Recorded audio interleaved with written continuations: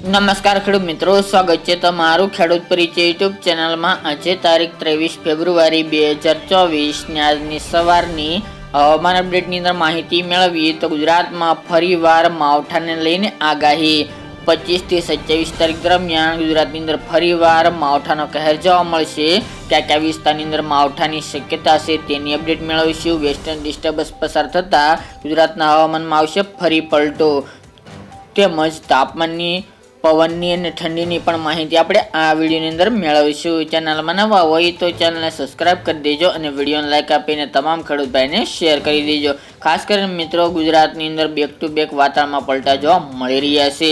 એક સાથે western disturbance આવી રહ્યા છે, જેના કારણે ગુજરાતના હવામાનમાં ફેરફાર જોવા મળી રહ્યો છે। અત્યારે મિક્સ ઋતુનો અનુભવ ગુજરાતના તમામ ખેડૂત ભાઈઓને જોવા મળી રહ્યો છે।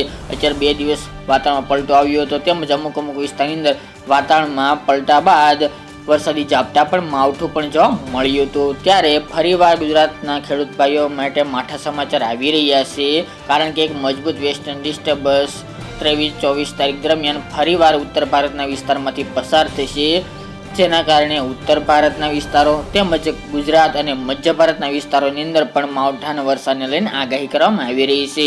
25 તારીખથી ગુજરાતના અમુક ભાગોની અંદર વરસાદની સંભાવના છે, તેમજ 26 અને 27 તારીખ દરમિયાન એમ 3 દિવસ ગુજરાતની અંદર વાતાવરણમાં પલટો જોવા મળશે, જેના કારણે ગુજરાતમાં માવઠું પડે તેવી શક્યતા દેખાઈ રહી છે। આ વેસ્ટર્ન ડિસ્ટર્બન્સ મજબૂત છે, જેના કારણે ઉત્તરના વિસ્તારો, કચ્છના વિસ્તારો તેમજ મધ્ય ગુજરાતના વિસ્તારોની અંદર હળવાથી સામાન્ય વરસાદી ઝાપટા પડી શકે છે। જેમાં ખાસ કરીને વાત કરીએ તો ઉત્તરના સાબરકાંઠા, બનાસકાંઠાના મોટાભાગના વિસ્તારો, થરાદ હોય, ધાનેરા, ડીસા, આબુ, અંબાજી, પાલનપુર, ભટસન, દિયોદર, સુઈગામ, પાટણ, મહેસાણા, વડનગર, વિસનગર, મહેસાણા, મોઢેરા, ચાણસ્મા, હારીજ, આ ઉત્તર ગુજરાતના ભાગો અને અરવલ્લીના ભાગોની અંદર પણ અને મોડાસા, માંડલી એ વિસ્તારની અંદર પણ હળવાથી સામાન્ય વરસાદી ઝાપટા વરસી શકે છે અને કોઈક જગ્યાએ છાંટછૂટ પડી શકે છે।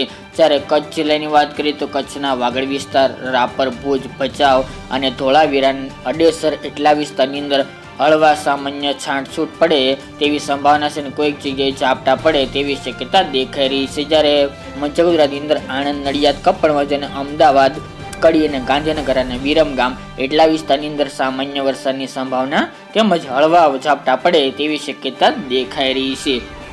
બાકી પશ્ચિમ સૌરાષ્ટ્રના વિસ્તારો, જેમાં મોરબી, સુરેન્દ્રનગર, રાજકોટ, દ્વારકા, જામનગર અને જુનાગઢ એટલા વિસ્તારની અંદર પણ છાંટા પડે તેવી શક્યતા છે। જ્યારે બીજા જિલ્લાઓ, દક્ષિણ ગુજરાત અને પૂર્વ ગુજરાતની અંદર એટલો બધી હાલની અપડેટ મુજબ ખતરો જણાતો નથી, કારણ કે સામાન્ય વાદળછાયું વાતાવરણ એ વિસ્તારની અંદર જોવા મળી શકે છે। વધુ શક્યતા વેસ્ટર્ન ડિસ્ટર્બન્સની ઉત્તર ગુજરાત અને મધ્ય ગુજરાત અને સાથે કચ્છના જિલ્લા વિસ્તારની અંદર જોવા મળી રહી છે, પરંતુ કોઈ હેવી માવઠું નહીં હોય, હળવા સામાન્ય વરસાદી ઝાપટા પડે તેવી સંભાવના છે। પરંતુ અમુક જગ્યાએ પવન અને વરસાદના કારણે, આ માવઠાને કારણે મોટાભાગના ખેડૂતોના પાકને નુકસાની પહોંચી શકે છે, કારણ કે અત્યારે શિયાળુ પાકની કાપણી શરૂ છે, એટલા માટે તમામ ખેડૂત ભાઈ સાવધાન રહેવું। 25 તારીખથી 27 તારીખ દરમિયાન ગુજરાતની અંદર વાતાવરણમાં પલટો આવશે અને વાદળછાયું વાતાવરણ જોવા મળશે અને ઘાટા વાદળો જોવા મળશે અને અમુક જગ્યાએ વરસાદની સંભાવના રહેલી છે। 26 તારીખ દરમિયાન પણ ઉત્તર ગુજરાતના સાબરકાંઠા, બનાસકાંઠા, પાટણ, મહેસાણા, અરવલ્લી એટલા જિલ્લાઓની અંદર તેમજ કડી, ગાંધીનગર અને અમદાવાદ સહિતના ભાગોની અંદર 26 તારીખ દરમિયાન વરસાદની સંભાવના દેખાઈ રહી છે। એટલે તમામ ખેડૂત ભાઈને અપીલ છે કે ખાસ કરીને નોંધ લેવી। કોઈ હેવી વરસાદ નહીં થાય, પરંતુ પાક નુકસાની પહોંચે એવો વરસાદ અવશ્ય જોવા મળે તેવી સંભાવના રહેલી છે। આવનાર 2 દિવસ દરમિયાન ગુજરાતમાં પવનની ઝડપમાં થોડો વધારો જોવા મળશે અને હવે રેગ્યુલર ફરીવાર ઉત્તર પૂર્વના પવનો જોવા મળે તેવી સંભાવના છે। વહેલી સવારે ઝાકળ વરસાદ હજુ 2 દિવસ જોવા મળી શકે છે, તેમજ તાપમાન અત્યારે નોર્મલ ચાલી રહ્યું છે, એમાં બપોર દરમિયાન તાપમાન 25 થી 30 ડિગ્રી સેલ્સિયસ વચ્ચે જોવા મળે તેવું અનુમાન છે।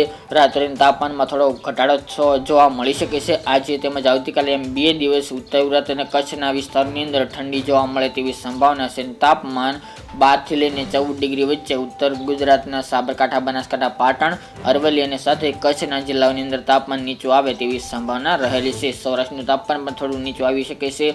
મધ્ય ગુજરાત અને પૂર્વ ગુજરાતની અંદર પણ 1 થી 2 ડિગ્રી રાત્રિનું લઘુત્તમ તાપમાન ઘટે તેવી શક્યતા દેખાઈ રહી છે। એટલે મિત્રો, રાત્રિમાં 2 દિવસ દરમિયાન ઠંડી જોવા મળી શકે છે વહેલી સવારે અને રાત્રિ દરમિયાન, જ્યારે બપોર દરમિયાન ગરમીનો અહેસાસ ગુજરાતના ખેડૂત ભાઈને જોવા મળી શકે છે. તો મિત્રો આવનાર દિવસોમાં એક માવઠાના વરસાદની સંભાવના છે 25, 26 અને 27 તારીખ દરમિયાન, જેની તમામ ખેડૂત ભાઈ નોંધ લેવી. તો મિત્રો આ ઇતિહાસની વહેલી સવારની અપડેટ ફરી એકના વિડીયો સાથે મળીશું. આજ માટે આટલું જ.